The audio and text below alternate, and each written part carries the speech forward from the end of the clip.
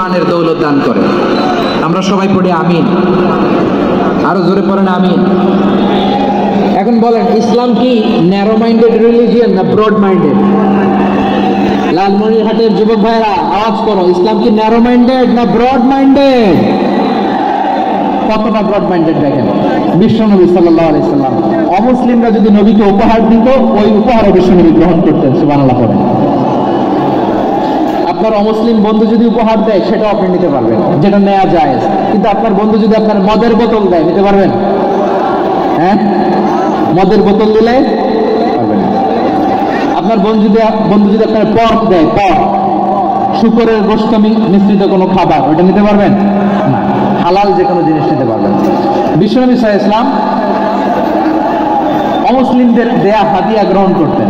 কেমন নবী ছিলেন? আমার নবীরে চিনে নেন, আমার নবীর অ্যাটিটিউড জেনে নেন।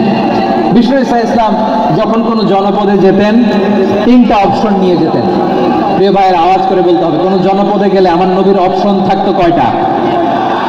আমার মতো 3 আঙ্গুল উঁচু করে দেখান আর বলুন, আমার নবী কোন জনপদে গেলে কয়টা অপশন নিয়ে যেতেন? 1 নাম্বার অপশন, আসলিম তাসলাম। নতুন এলাকায় গেলে বলতেন আসলিম তাসলাম, ইসলাম ধর্ম গ্রহণ করো, শান্তিতে থাকবা, আমার ভাই হয়ে যাবো, আমরা ভাই ভাই। ইসলাম মানো, আমরা ভাই ভাই। অপশন নাম্বার কত? 1। যদি বলে না ইসলাম মানবো না, ওকে, অপশন নাম্বার 2, মুসলিম হওয়ার দরকার নাই, লা ইকরাহা ফিদ্দিন, ইসলামে কোনো বাড়াবাড়ি নাই। খ্রিস্টান আছো থাকো, বৌদ্ধ আছো থাকো, ইহুদি থাকতে চাও থাকো, কিন্তু আমরা যেহেতু রিজিওনাল সুপার পাওয়ার, আমাদের আন্ডারে থাকো, ট্যাক্স দিয়া থাকো, এটা বলে জিজিয়া। আলেম যারা আছেন বুঝবেন, এটা আরবিতে কি বলে? জিজিয়া। You pay us the tax, we will give you the security. তোমরা ট্যাক্স দিবা, আমরা সিকিউরিটি দিব, আমাদের আওতায় থাকবা, কেউ তোমাদেরকে আক্রমণ করতে পারবে না, আমরা নিরাপত্তা দিব। সুবহানাল্লাহ বলেন। এটা অপশন নাম্বার কত? আচ্ছা, বুঝে থাকলে বলেন, 1 নাম্বার অপশন কি ছিল? ইসলাম। ইসলাম মানো, শান্তিতে থাকবা, ভাই ভাই, আমরা ভাই ভাই। অপশন নাম্বার 2, ট্যাক্স দাও, আমরা নিরাপত্তা দিব, মুসলিম হওয়া লাগবে না। এখন 1 নাম্বারও মানে না, 2 নাম্বারও মানে না, মুসলিম হবো না, ভালো, খ্রিস্টান থাকো, ট্যাক্স দাও, আমরা সিকিউরিটি দিব না, এটাও মানি না। বিষ্ণু বলেন, তাহলে তলোয়ার আমাদের আর তোমাদের মাঝে ফায়সালা করবে।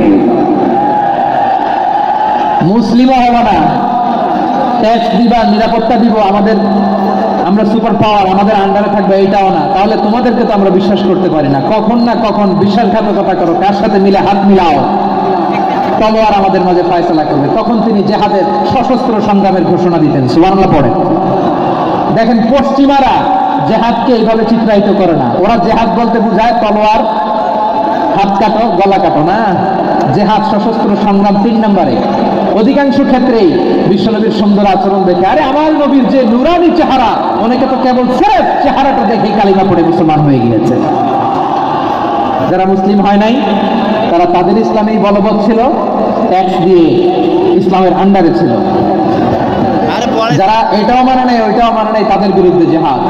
বিশ্বনবী ইসলাম 7ম হিজরিতে যখন খায়বার বিজয়ের পরে ইসলাম রিজিওনাল সুপার পাওয়ার হিসেবে আত্মপ্রকাশ করলো, বিশ্বনবী চিঠি লিখলেন অন্যান্য সুপার পাওয়ারের কাছে, রাষ্ট্রীয় চিঠি লেখে এক রাষ্ট্রপ্রধান আরেক রাষ্ট্রপ্রধানের কাছে। ঠিক কিনা বলেন?